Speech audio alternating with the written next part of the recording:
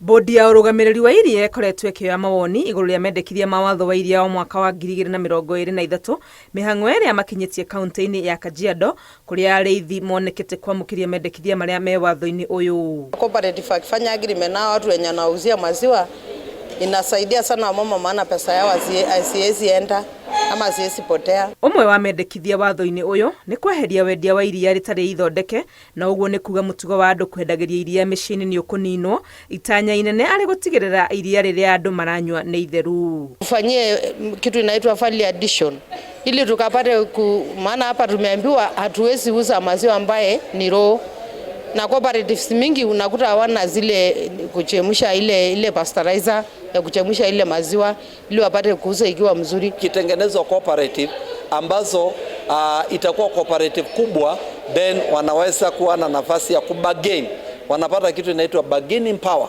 ya kuweza kuuza maziwa na kupata faida. When we register, we can now trace if there's a problem in that milk we are talking about. We can now trace where the milk came from. Ona gutwika bodi ya iria niyo ihetwo hinya watho-ini uyu, thirikari cia kaunti nicio itigirwo itemi ria kugathika mitaratara ya kwageria urimi wa iria, undu uria areithi a guku Kajiado marauga ni uguteithiriria kuongerera muigana wa iria na uguo magie mbeca makiria. Kama wakati huu nilikuwa nauza maziwa from Bomet, maziwa from Embu wakati wa kiangazi, but wakati ambapo serikali imeweza kuleta bill ambayo inaambia kwamba governors na wale watu wa county waweze kufacilitate kwa wale farmers ndipo waweze kuproduce maziwa, ni ya kwamba hii shida ya kutoa maziwa mbali itakuwa imeisha. Giikaro giki gia kuoya mawoni Kajiado nikio kirari gia gutiriha thutha wa mihango ino gukinyanira kaunti-ini ingi 20 na kuma haha watho uyu werekeirio bunge-ini.